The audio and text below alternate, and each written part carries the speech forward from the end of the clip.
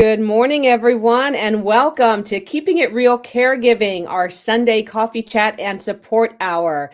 I'm Julia Yarbo. Thanks so much for joining us this morning. I know it's early for those of you here on the West Coast, 8:30 Pacific time, 10:30 Central time, 11:30 Eastern. So thank you so much for joining us. Hope you've grabbed your cup of coffee and are ready to dive into this month's Keeping It Real Caregiving Sunday coffee chat and support hour this morning in honor of Women's History Month. That's what I'm calling this, our edition. We're talking about the intersection of caregiving and also how we take care of our finances and making sure that as family caregivers, we're not afraid to reach out and ask for help and find support in our friends, our family, our colleagues. So I'm really excited to invite two amazing women to the show this morning. And as I navigate through StreamYard, bear with me as we make this all happen. I am happy to add and welcome to the show our amazing panel this morning. Everybody out there in internet land, welcome Candice Draw to the show this morning. She is a National Illinois advocate with Ovarian Cancer Research Alliance. Candice, thank you so much for being here.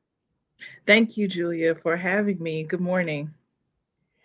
And also with us this morning, we have Charlene Reinhardt. She is a powerhouse certified public accountant. She is a fellow bulletin writer, and her focus is making sure that people understand the power of finances and why it is so crucial that we understand what's happening in our wallets and our pocketbooks and building out financial literacy and financial wealth. Charlene, good morning, and thank you so much for joining. Good morning, Julia. Thanks for having me. Well, I am super excited that both of you are here. And for our audience members that are joining, Laura and Deborah, I see you guys are both in so far. So thanks for joining us. Both of these ladies are based in the Chicago area. I'm here in Northern California, and this is the power of what we can do on social media and the internet. We are all connecting from different parts of the country, and these two women who devote so much of their time to helping others are in the same community. So I'm really hopeful that we'll be able to make some good connections happen. So Rosetta, welcome in this morning. She says hello, everybody. So I wanted to make sure to say that. So let's get started a little bit. Candice, tell us a little bit about your work, what you do, and why it's so crucial in family caregiving. So good morning again, everyone. So nice to meet you. Nice to meet you out there. So I am a national advocate for the Ovarian Cancer Research Alliance, which they are advocates from all over the country that advocate for health disparities and other things when it comes to ovarian cancer. I got into advocacy and working for caregiving.com because I lost my mother to cancer in 2014. She died of ovarian cancer, and I was her caregiver along with my two younger siblings. And so I just decided to start writing about the challenges of caregiving and how you're not paid for your work, how there are a lot of health disparities that go along with it, some things that families do face. I'm enough for the future. I've written two posts, one about National Black Family Cancer Awareness Week, which is a new initiative that the FDA Center of Oncology Excellence has rolled out that falls right in the month of June, right during Juneteenth, which is educating Black families to talk more about more about cancer, how we can fight cancer, different ways, and more talking about your genetic history and what runs in your family, and just a week dedicated to encouraging more Black people to take their health and wellness more seriously.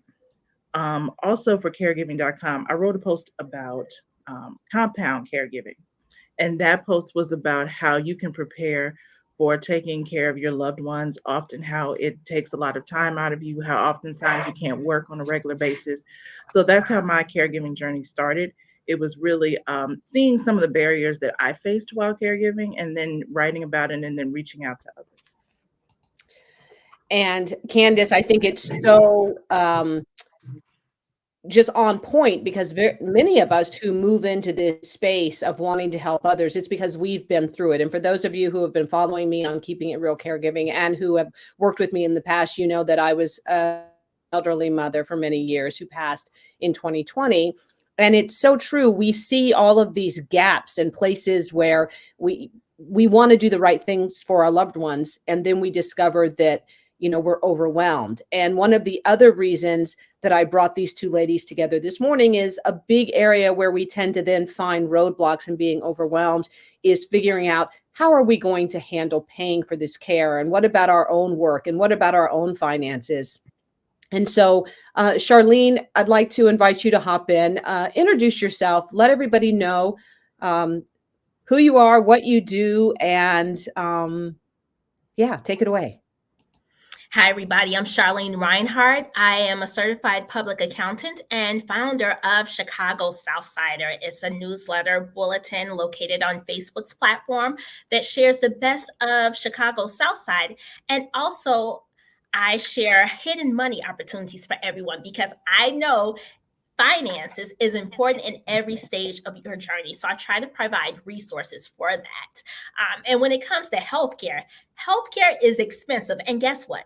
Those costs are not going down. Healthcare is increasing, and we're in an environment where inflation is impacting the cost of everything. So it's so important to revisit our finances and find ways we can allocate our money or get discounts or get tax savings, so that financial struggles won't get in the way of us accessing affordable healthcare for ourselves and for our families, since right now a lot of people are taking care of other people. So now you need to manage family finances, and that looks different from managing individual finances. So I can't wait to dive into that, because it's such a needed conversation right now. Yeah, and I think, as again, everybody, I'm navigating this StreamYard platform, so bear with me if you see your shots changing around. There we go. I wanted this image.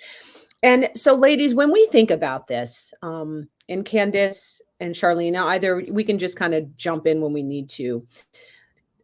Caring for your mom, obviously, she was your first priority. At what point along your caregiving journey did you start to realize, uh-oh, I'm doing all of this, but I absolutely must reach out to other people around me to make sure I can navigate this? And was there a particular moment when you started to see those disparities in the care, in the services, in how you were able to juggle everything?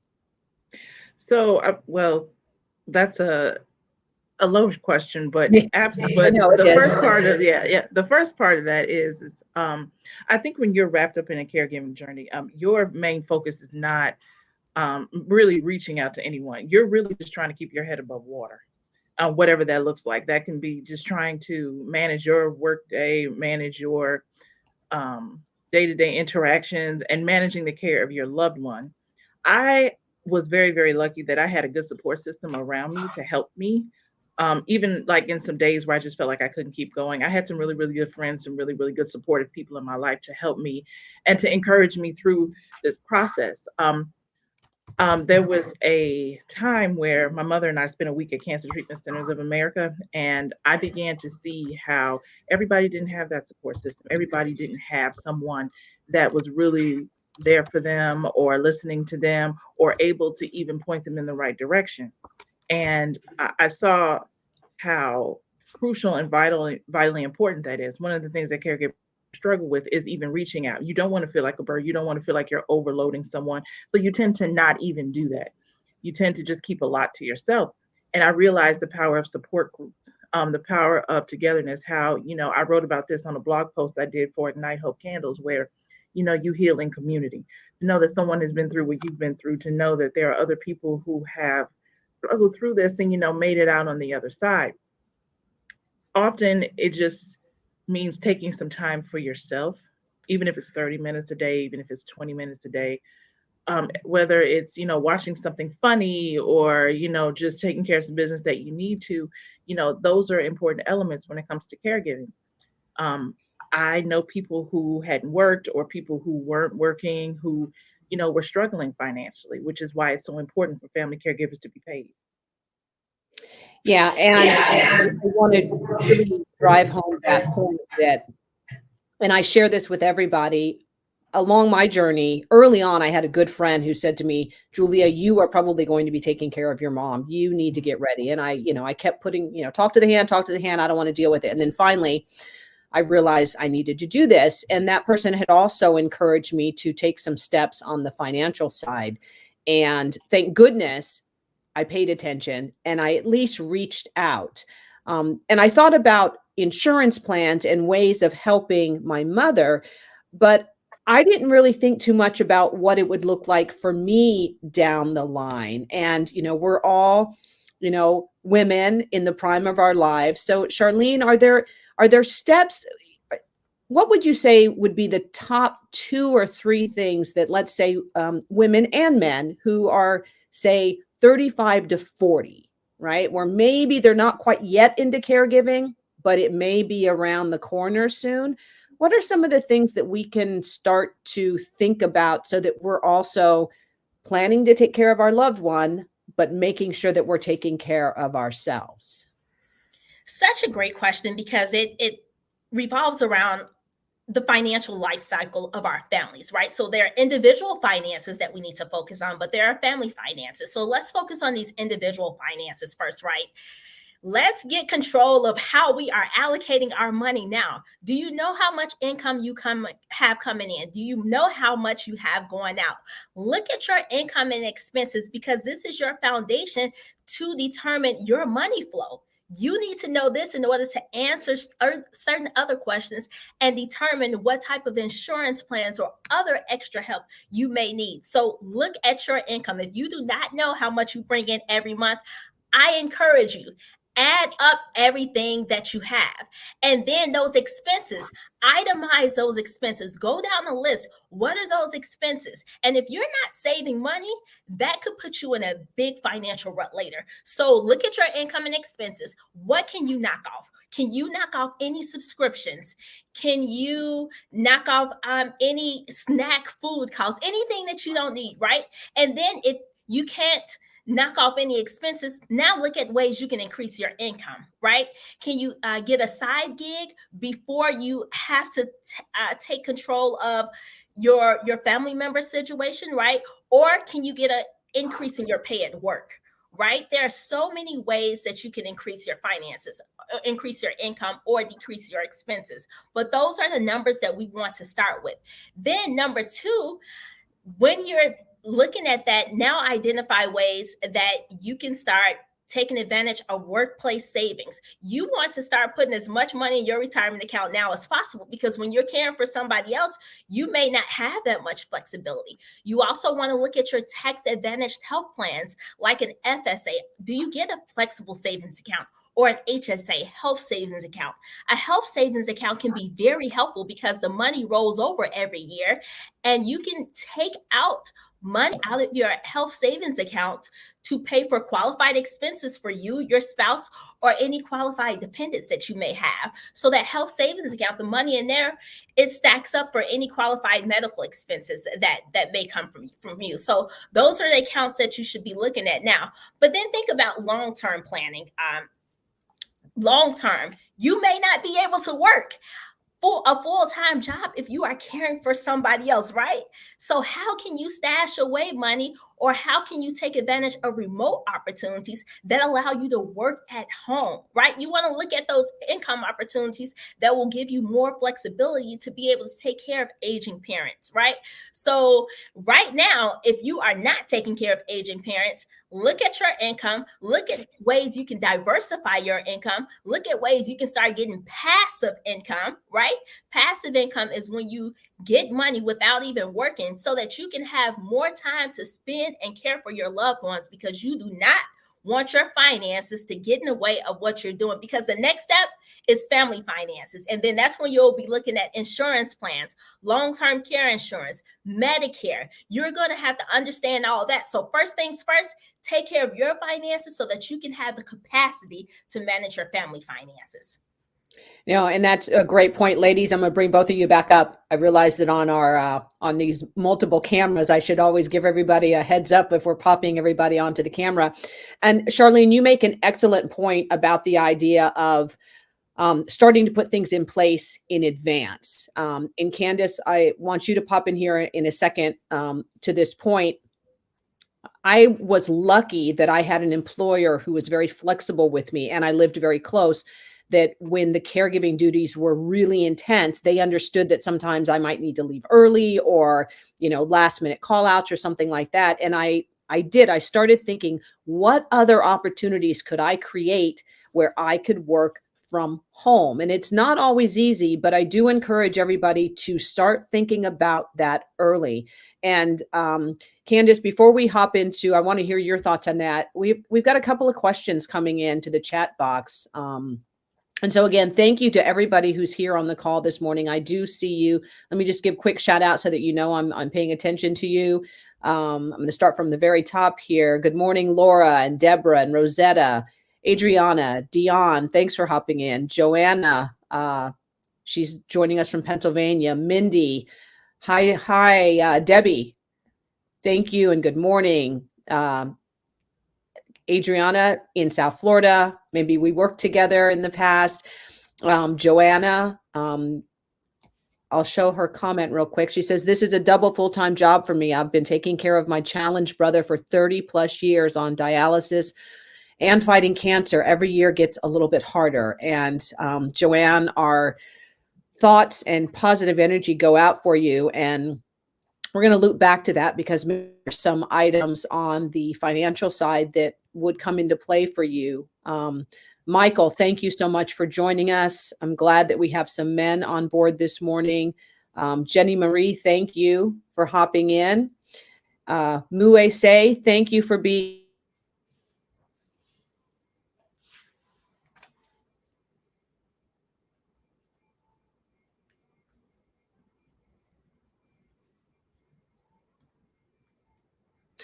But one of the questions that I wanted to show, how do you manage when after half your life you've been a person's caretaker? How do you get back to somewhat of normalcy? And I think that's big because I know I am still going through that. Candice, you may be going through that as well. And then on the financial side, there are some things that you need to think about, so that we've been in that role for so long. And then all of a sudden we're like, well, what about me?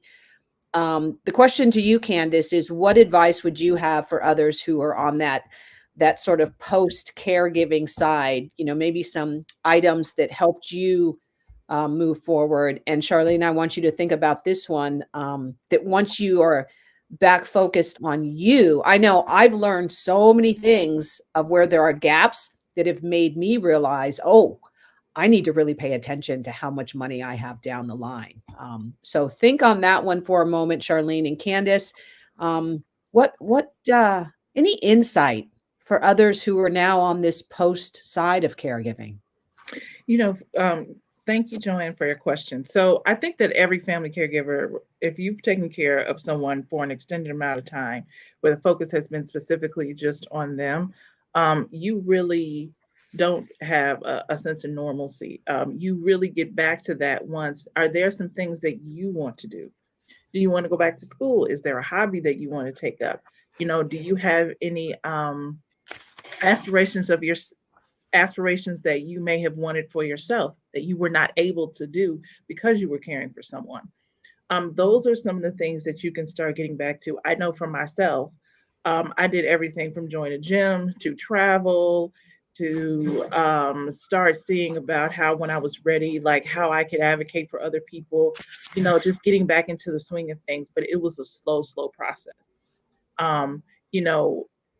Forgiving myself is another big one when you're trying to seek normalcy, forgiving yourself for being so hard on yourself. Caregivers are very hard on themselves, and it's not intentional. It's just something that happens because there's so many demands on you. So that getting back into the swing of things is really just saying, what makes you happy? What are some of the things that you really, really want to do? And, just start slowly getting back into that. That is really how and that can take a lot of time. This is not something that's a week or two, or, oh, I'm going to feel normal within a couple of weeks. No, this is a process. When you deal with someone and you care for someone for a long period of time, it can take time for you to start feeling normal again. But take some time out each and every day, figuring out what makes me happy, going towards that, and just building a life for yourself at this point. Yeah, those are all such great points. And, I love that you took time for yourself afterwards. I think one of the things I did was I just dived right into trying to do advocacy work and writing and sharing my stories, because I just thought nobody should have to go through this. And it's so hard. And ladies, as we were just starting, and many of you out there joining us, unfortunately, we tend not to think about this until we're in it, because it's a tough topic. Who wants to think about, oh, I've got to take care of mom or dad or aunt or uncle or maybe a spouse, when we're in our 40s. We don't want to think about it. Sadly, if we don't do some planning ahead, we find ourselves in it, and then it's a crisis and we don't know what to do. And so that's why I'm just, I'm out there banging the drum, I'm the girl who cries wolf all the time. I'm like, please pay attention. If any of you saw that movie, Don't Look Up, that's what I feel like. I'm like, please pay attention to this. And to that point of Charlene, we talked about, we take time for ourselves, but now we need to think about our finances. And we actually have a question or a comment. I'll share the comment first, and then the question. Adriana, we're there with you. You have our support. She says, I'm 37 and caring for my widowed mom and brother with a mental health disability. I burned myself out working and had to stop teaching. Who do I ask for help? Well, first of all, congratulations for being here this morning and taking the time out of your morning, because what we're doing right now, I know we're not together and we're all virtual, but just telling people your situation is part of that step of asking for help, to know that you're not alone. Jump into the chat and tell me which state and which city you're in. And then afterwards I can look and maybe point you to some resources. But I will tell anybody who's on this call, the first place that I would encourage you to start is with your local agency on aging. And we can talk more about that, and I can put that in a post, but start there. And then also I wanted to share this question or comment. We went through our life savings, $300,000 in 1.5 years, just paying for what Medicare didn't cover. I'm 10 years in now and still learning how to financially survive. I'm 53 and trying to care for my mom, spending almost $4,000 a month on mom's care and figuring out how to prep for when I retire. Christina, thank you for being here this morning. You are in a situation that many others find themselves, because one of the things that I want all of you this morning to take away and share with everybody else that is that quite often people hear Medicare and they tend to think, oh, when I hit 65 and I get Medicare, everything's paid for. It is not. Personal care with Medicare is not covered. Medicare handles rehabilitation after a hospital. It pays for hospital equipment sometimes. It pays for items that are on the back end, but it does not pay for any in-home help or care that you may need. And that's where those finances pile in. Charlene, for somebody who is looking at their savings dwindle, or they're looking at this going, uh-oh, I have X amount, but I may need X plus 5. Any short-term things that they can start to think about even now? Is there someplace they should put savings to they try to build on their savings, or should they just use what they have and hope that it lasts? Any insight? Yes, that's a great question. And this is something that I typically talk about, because I talk a lot about investing. Why? Because savings doesn't last. Savings is not the same as investing, right? You have this lump sum of money. You could have $1 million, but guess what? that $1 million could be gone instantly if you had a health problem or a family member had a health problem that required that money, right? So you need your money to work for you. Savings won't last, right? Many people will worry about how long their savings will last in retirement. It will only last for a certain period of time, depending on how much you are pulling out of your savings. So that means we have to invest. And there are many different ways to invest, right? You just don't have to invest in the stock market. You can invest in yourself, make valuable investments in yourself. So previously, I was talking about how you can find another stream of income doing what you do now, right? Like you can provide advice to others about caregiving, and that's another stream of income that probably won't take additional time out of your schedule. So look at your unique situation and see, okay, how can I use where I'm at to provide something of value to somebody else? If I can't control my expenses right now, right? My expenses are set because I have to take care of my health care. Well, now I need to focus on the income piece. And what's the smartest, most efficient way for me to bring in more income where I'm at? Now that you're bringing income, guess what? You have to turn that paycheck into passive income. That's the next level of secret. How do I make sure this income keeps flowing in even if I'm not working, right? And that's why leveraging accounts like an HSA, a health savings account, if you have a high deductible health plan, you can start tucking away money in your health savings account, letting that money build, and you may be eligible to invest that money into various assets that allow you to grow, right? So that's one thing, but the main thing is to find out how to turn your paycheck into passive income. And you also want to start thinking about your insurance plans and savings plans that you can take advantage of, like AARP. A lot of people think you have to be 50 to join AARP. No, you don't. I am a member of AARP, and they have a great platform where you can attend events and do these very certain things towards your health. So leverage all of those savings opportunities as well, but be creative right now. Be creative.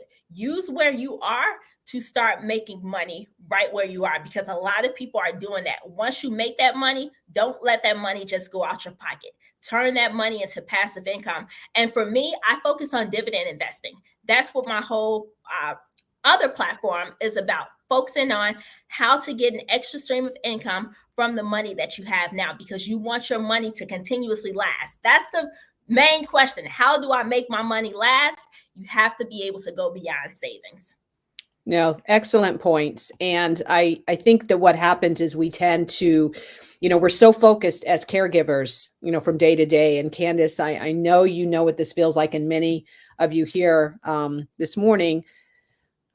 It's hard because there are only so many hours in a day. There's only so much of us to go around. And in fact, one of the other comments, and I'm not going to read all of them, but many of you have expressed, you say, how do you find time to do all of this when you're in the middle of it? How do you find time to recharge? How do you find time to think about your finances? One of the approaches that I took, now, granted, I'm not saying that there were days when I was having major meltdowns. And Candice, if you had any of those, I just found myself thinking, how am I going to survive through this? And then you feel bad because it's your loved one and you want to take care of them. But one of the things that I did, and I would encourage all of you to, it's almost as if you find little compartments in your head and you go there when you need to, right? So when mom was taking a nap, just like people who have infants at home, when mom would nap, that's when I would try to get things handled. I would get up maybe even an hour earlier on the weekends, knowing that she would be up at X time. If I gave myself 1 hour to just have my cup of coffee, go through my paperwork, putz around online, whatever that was.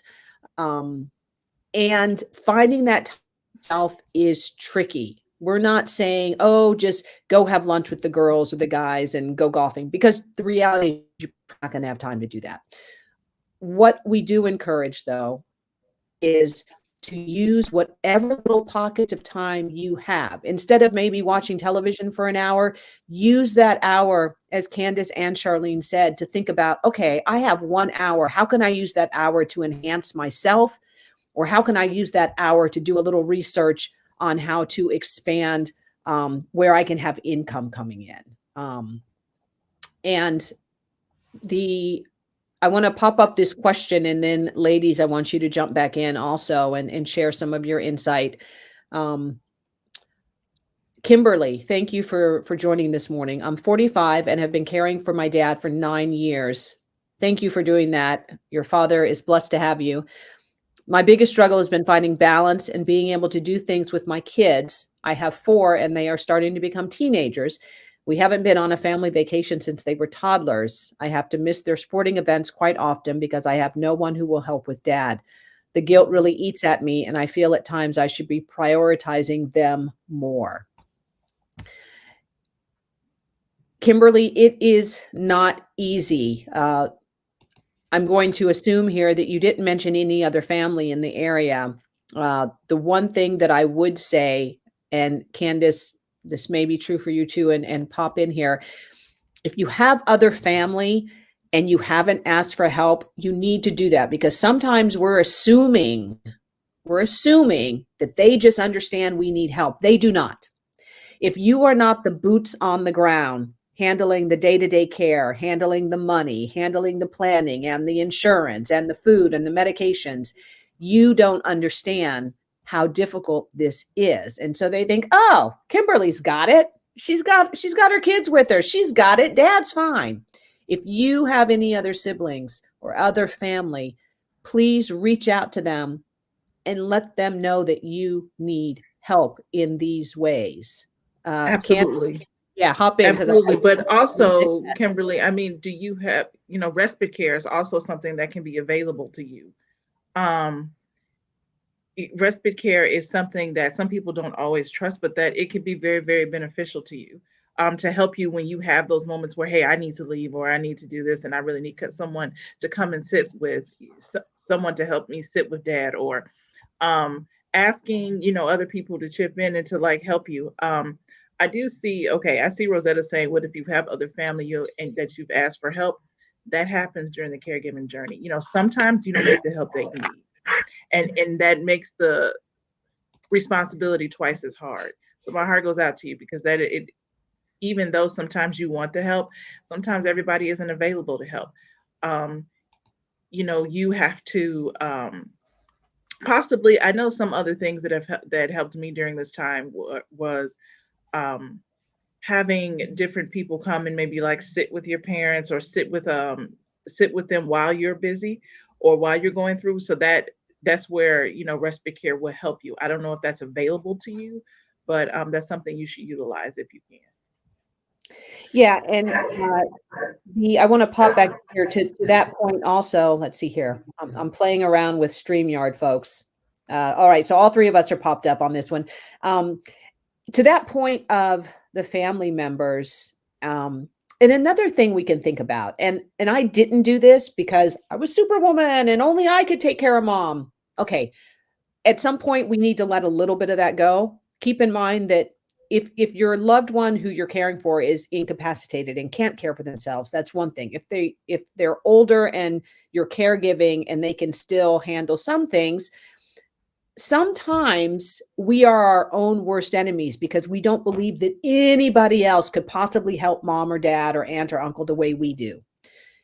Remember, they raised us. They raised families. They've had careers. They're strong people. They can handle way more than what we realize. And you can probably hand off the reins a little bit, even if it's a neighbor and you say, hey, listen, I need to run to the grocery store and grab a cup of coffee. Can you just sit here with my loved one? Or better yet, have some, say, listen, I don't have time to go to the grocery store. Are you going into town today? Here's my list. Lean into people and trust that they will be there to help you. I think Christina, Julia has hi, Christina Keys. Yeah. She's a fellow caregiving.com person. And she wrote about No Barriers, about the free retreat. Yeah. And so right now, No Barriers is offering to give a free 4-day caregiver retreats, all expenses paid, even airfare. So caregivers can have a break. Just go to their website and apply. Um, and, this is where a little bit of that pre-planning comes in to then have somebody who can sit with your loved ones. And the knowledge here. Um, I'm scrolling through. Here we go. Yeah, remember, respite care doesn't have to be an agency. It can be family, it can be friends, it can be neighbors. As Christine, senior living communities have respite care. And it can be tricky depending on where you live. I happen to live in a semi-rural area where we have limited services. And so you have to think outside of the box. I encourage everybody to not just think, oh, there's a magical agency that will swoop in and help me with everything. This is where we have to think about creating what we call our care circles. And Candice and Kimberly both know about this, our care circle. And that support also includes the financial side of it. Who do we trust within that care circle? Is it family that we can reach out to and say, all right, I need 3 hours a week to have an in-home care aid, but I can't afford that. Uncles, aunts, brothers, sisters, what can you chip in to all help? Is there some way that people should think about that, Charlene, in terms of sort of consolidating different ways of having resources that would come into play? Because I didn't think about that until I was up to my eyeballs in it. But I think it's valuable. That's such a great idea, Julia, having a family fund, right? Family healthcare fund. And it doesn't take a lot if you have a lot of family members who are willing to commit a certain amount each month or every 2 weeks, however the frequency is that you want to do. But have that conversation with your family, because I think somebody mentioned in the chat, people don't realize the cost of being a caregiver. And sometimes it's on us to explain it to them, break it down. These are the costs. This is what I paid for, and this is how much it costs now. And now have certain family members either take control over certain expenses or create that family fund. And if we realize that it costs maybe 10,000, 20,000, 30,000, let's start with 10,000. That's the easier number. If we realize it takes 10,000 a year to take care of your family member, guess what? We can divide that cost by the number of people in your family member who are going to contribute, and then identify an easy entry point for everybody, right? Maybe contributing $100 a month, every family member doing that. That will help out, and you'll be able to get additional support. You'll be able to pay for other things so that you don't have to be the only person right there all the time with your family members, right? So develop that family fund, break it up, make it more manageable. Put your finances into bite-sized pieces. Everybody takes a chunk so that we can take care of this massive caregiving expense that we have to take on. Yeah, good. Excellent point. And I know some of the conversation, and ladies, I love that you're also helping me scroll through our comments. And again, thank you so much for everybody who's joining us this morning. I think these are really important conversations for a number of reasons. On the practical side, getting our money in order, understanding what resources are out there. On the tactical side, knowing who to call, knowing when to start it all. But on the emotional side, sometimes just feeling like you are not in this all alone can be valuable, because when you are in it, you're in your home and you're with your loved one and you don't get out and you just feel so cut off. You are not alone, right? I mean, some of those statistics, I think it's 53 million caregivers in the US, according to AARP. So clearly we are not alone. And that's one of the reasons why, I started Keeping It Real Caregiving. That's why Candice writes about it. That's why Charlene talks about getting our money in order. All of these issues intersect. And one of the, I'm sort of going off on a tangent here, but I wanted to really let all of you know, and thank you from the bottom of my heart for joining in, is that one of the reasons that I'm doing this is that I truly want to connect the real voices between all of the policy work that's happening. There's a lot of great work happening in our country right now, but sometimes as it trickles down to the boots on the ground caregivers, you may not know about all of it, or you may not know how to access. And then some of what you're faced with, the policymakers don't know that because they're not actually in it. So I'm trying to build this army of voices so that we can impact change. And that's why the work on the national level is so key. Yeah. And we have to keep those voices moving and together, and to the point of pulling together family. And a number of you have commented that there was one that I saw in here that you said that you've reached out, and here we go. Kimberly, I'm gonna pop this one up. You said, definitely going to look into respite care in my area. My family members will not help out. I've learned that over the years and eventually just stopped asking. I wanted to share that because the link that I put into the chat, a blog that I wrote last year, and I just made up the name Vanishing Sibling Syndrome. I thought, oh, I like that, right? VSS. And one of the things that Kimberly and anybody else in that situation that I would encourage you to do, early on, I did something similar. I thought, oh, this won't be so hard. I'll just reach out to everybody and everybody puts money into a pot and it'll be okay. Well, it didn't go quite as I had planned. Two things happened from that. One, I got angry, but on the positive side, it made me realize, okay, here's what you need to do, because you're not going to be able to rely on that. And I didn't have the time or the space to hang on to that anger. I couldn't. I needed to take care of me, and I needed to take care of my mother, right? So Kimberly, I would encourage you that if you have reached out and they've said no, the next level of that, before completely shutting the door on it, and sometimes you have to keep your own sanity and your own mental stability and emotional stability, is maybe sometimes people think that, well, I can't physically be there to help, so there's no help. Or they think, I don't have the finances, I can't help. But maybe ask them, okay, what ways can you help? Maybe for them, they want hands off. Maybe they just can't physically do the caregiving thing. Well, maybe they could offer a gift card to you so that you could have lunch one day. Or maybe they could say, fine, here's $50 a month so that you can then hire somebody to come in and sit with dad for 2 hours. Think outside of the box. Think of all the different ways that you can navigate this. There are no hard and firm answers for anybody in this. Ladies, agreed? Absolutely. Absolutely. The support when caregiving is, if you can't get the physical help, is just as equally as important. Exactly. And I want to share with all of you let me make sure I have this correct. Is this the right one? Nope, not that one, not yet. There we go. I made this little slate, and I just wanted to share it because I made it and I thought it was kind of cool. I love what we can do with technology.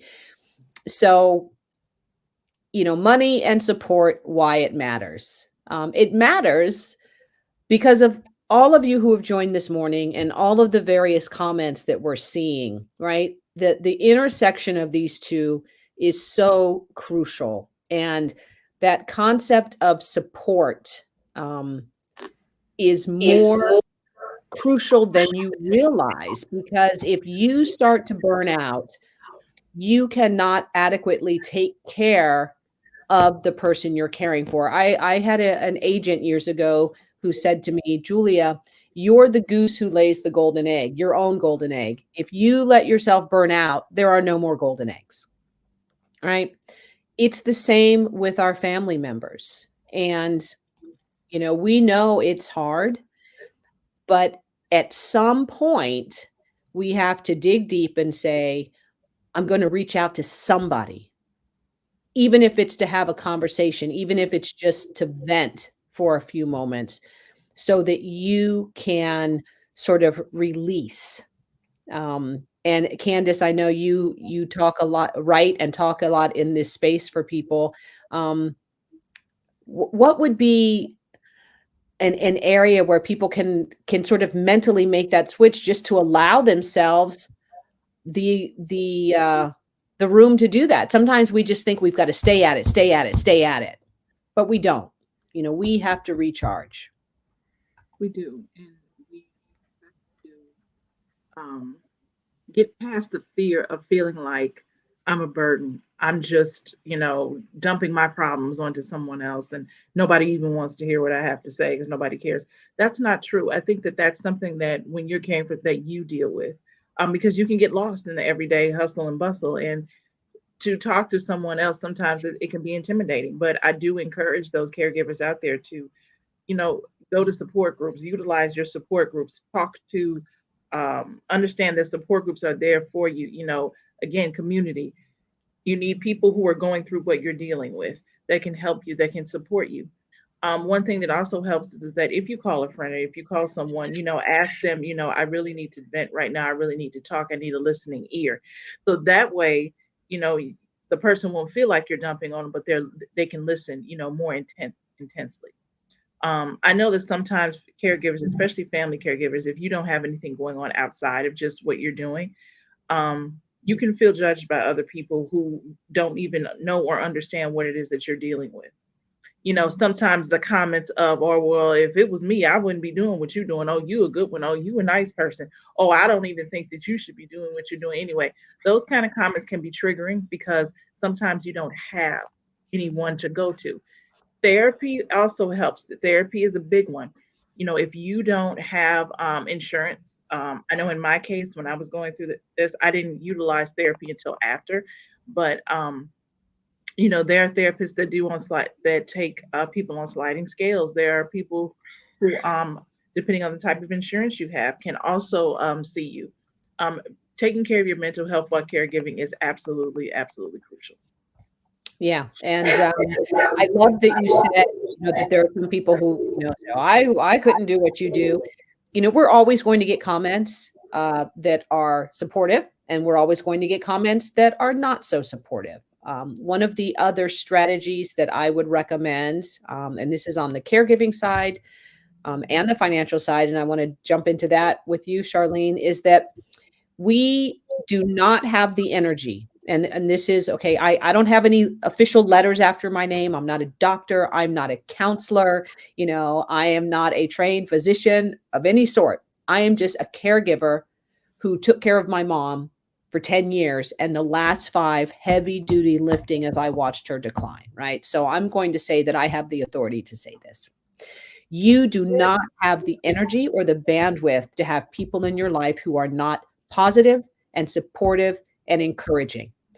If they are energy suckers, energy vampires, you need to let them go because you do not have that energy. If they want to call up and Absolutely. talk to you and blah, blah, blah, and just complain, no, you don't have time for that. If anything, they need to call up and go, hey, how are you? Do you need to vent and complain? And they need to just listen because you are the one going through that. All right. I'm going to venture to say that the same is probably true on the financial side, Charlene, that if you've got people in your life who are like, oh, I'm broke all the time. I don't have any money. I've got bills to pay. Okay, we need to surround ourselves with people who are looking forward, who are figuring out how they don't have those conversations anymore because we need to keep our focus on moving forward and building and strength, correct?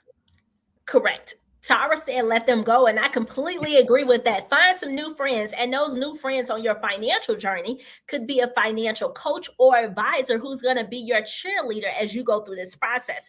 Because the last thing you want is for finances to stop you from enjoying those moments with your family members and to break up relationships. You don't want that. So find a financial coach that you trust, who understands your situation, who can help you with the financial part, right? Every time you talk to your financial coach, they should be telling you, hey, I just found out this discount. You can save $100 here. You can save $20 here. You can get $1,000 here. Oh, did you know that if you had to pay out of pocket for funeral expenses, you can take advantage of the FEMA COVID-19 Funeral Assistance Program? Or did you know if you're self-employed and one of your family members was impacted by COVID-19, you can get tax credits, possibly if you're eligible. You can get sick and paid leave tax credits. That's out there. So you want a financial cheerleader who's going to say, I understand your situation and I'm going to work on your behalf to find solutions so that financial issues won't be a problem. You can focus on what matters most, and that's taking care of your family and yourself during this time so you can maximize the moments right now. Yeah, and the mention about the FEMA and the funeral credit for COVID, I learned about that earlier and also shared that. So I love, Charlene, that our information that we're sharing with people, it really does intersect. When I heard about that, first thing I did was send it out on the Keeping It Real Caregiving newsletter, at Bulletin, because I thought, okay, people need to know about this. And one other thing along those lines, and whether it's in the caregiving space or in the financial space, and I think that's what all of us as advocates and bloggers and, all three of us are putting information out there, is that sometimes you don't have time to sift through everything that's out there. And many of the agencies, especially if they're nonprofits or governmental agencies, they have great programs, but they may not have the bandwidth and the resources to then do a lot of the advertising to put those programs out there. So that's where the three of us come in. We're all individually working in our spaces, digging out information and sharing it with you. So keep that in mind. One of the things I'd like to do now, I see there are a lot of comments coming in. So I just want to scroll through some of these real quick. Acknowledge all of you. And I love that you've joined us this morning. I know it's Sunday morning. It's early. We've got our coffee. So I just let me see where I kind of left off. And I'm going to randomly pop in here. Okay, this will be kind of like a shout out for us. Christina, thank you. So grateful for you three ladies and all you're doing for caregivers. Okay, that was our own pat on the back. Enough of that. But thank you. We appreciate it. And Rosetta, I know we've talked and communicated in the last couple of months. So I'm glad that you're here with us. And, that counselor, it can make a difference. Sometimes just talking. So yes, we encourage that. Again, Adriana, you support that as well. Support groups. Doesn't have to be somebody else doing the support groups. Jenny Marie, I love this. Friday night Zoom support group. Sometimes just getting together and chatting for a couple of minutes can make a big difference in your mental well-being. Tara, thank you for sharing this. EAP is your employee. What does the A stand for, ladies? I'm drawing a blank. Assistance program. Employee assistance programs. Mm-hmm. If you work for an employer, they have these programs, right? It doesn't have to just be something happening at work. So look into that as well. Other comment, Christina, many coaches work on sliding scales. Don't be afraid to ask. Right? My approach has always been the worst somebody can tell you is no. Right? So ask anything. People say, Julia, how in the world did you go to that person or call up somebody and ask them? Because the worst they can say to me is no. Right? So always remember that. Another, Debbie, Facebook community to support parent caregivers of children. Right. And so this is a whole other area that's, my caregiving journey was with a parent. Candice, yours was with your mother and a parent as well. But we think about caregiving goes in both directions. It could be a spouse. It could be a child. It could be, special needs. So think about ways to just reach out and connect across different platforms. We hear a lot in the last couple of months about, social media being so bad and causing problems. Social media can be used for good. That's what we're doing this morning, right? The power of social media is incredible, right? And yeah, in these support groups, you get to be you, right? And so, Jenny Marie, thank you for sharing that. Also, quick question: how do we find a good financial coach? Charlene, do you want to take that one? That's a great question. It all depends on what you're looking for in a financial coach, because there are organizations out there that have financial coaches. So I would say right now use Google. It's a good friend. Look at those organizations that have financial coaches, and then look at individuals. If you want a financial coach that's a financial advisor or a certified public accountant, there are different costs based on the level of expertise that financial coach has. Like, every financial coach might not be well versed in taxes, or every financial coach might not understand benefits for elderly caregivers, right? So you want somebody who has specific expertise in the goals that you have. So identify your goals first, and then find that match. Yeah, no, that's an excellent point. I worked with somebody a couple of years ago, and he asked me a lot of those questions. And at tax time, all kinds of different tax deductions that were based on the care that I was giving mom. And a lot of it is how you prepare that, and how it's worded. And that goes back to us as caregivers. Don't think of what we're doing day to day as just work. I would encourage you to almost consider it as a business, right? So when you're running out to the store to grab mom or dad or aunt or uncle products, save those receipts, right? When you are tracking the work that you're doing for them, track your gas receipts, track it as if it was a business. And then when you talk to a financial person, you could say, hey, I have all of this. Does any of this matter? And if it does, you already have your documentation, right? Because you're the CEO of that person. I'm still scrolling through some of the other questions. And yes, Debbie, it's fine that you shared the other Facebook groups. That's what we're all about, is sharing information. Let me pop that one up real quick so others can see it. Yeah, what's the name of that one, Debbie? Put it in there. Put it into the chat of exactly what the name of that group is. So in case people don't have time to copy that link, because each of us has something different that we're looking for, and I will tell you that I also have a Keeping It Real Caregiving Facebook group. That it's a private group, and my background is news. I tend to be very straightforward, very fact driven, right? Everybody says, Julia, relax, let people feel their emotions. I'm like, no, but they need to know the information. We're all different, right? So I'll go to some groups and it's very warm and fuzzy, and people are just posting memes saying, oh, let's all give each other a hug and Care Bear. That's great, right? That's needed. I tend to be like, here's an article on how to make sure that you're feeding mom and dad right. Here's an article on making sure you understand dialysis. Here's an article about what's happening at AARP. So we're all different. Find the group that works for you and go across groups, because it depends on where you're at any moment of what it is you're looking for. All right, so we are just about out of time. So real quickly, so Life on the Bright Side is the other Facebook group. I'm going to check that out myself. But before we go, I want to pop up to our stream. Candice, how do people find you? I'm going to play this. If they want more information, if they want to connect with you directly, talk us through. So if you would like to contact me, I do have my LinkedIn up. That is the correct spelling of my name. And also caregiving.com is where you can read some of the blog posts that I have made. I've also been across lots of different podcasts where I talk about my caregiving journey. And most recently, the one that I recorded was Black Cancer, where I talked about my caregiving journey, and it's a podcast that goes along with the experience of people of color in their cancer journey. So that's really part of my advocacy work, and you can find me on many blogs: Tina's Wish, Ignite Hope Candles. I was in Cancer Wellness Magazine talking about it. So that's how you can contact me. Excellent.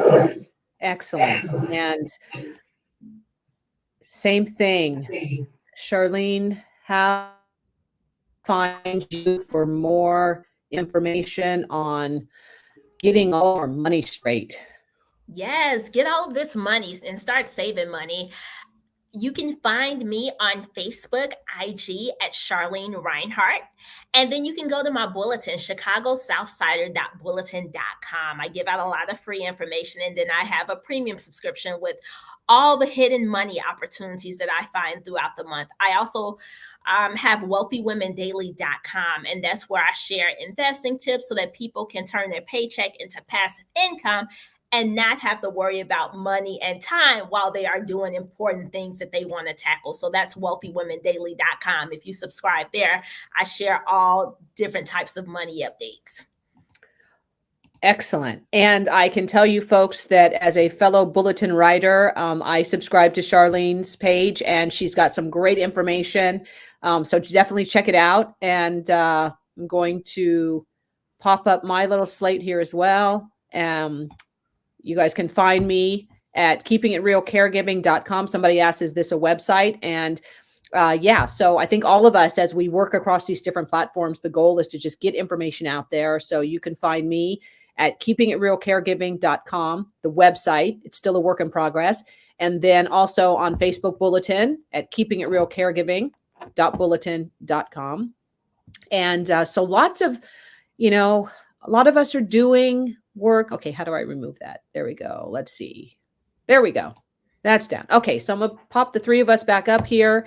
It is 9:30, a full hour. That went really fast. So Candice Draw, Charlene Reinhardt, both ladies from Chicago. What are the chances? Thank you so much for joining us this morning.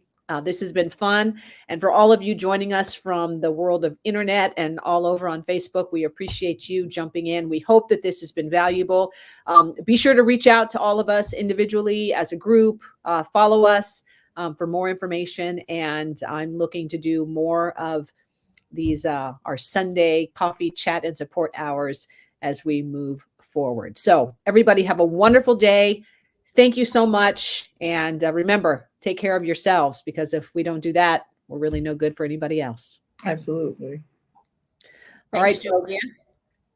Bye. Bye, everybody. Everyone.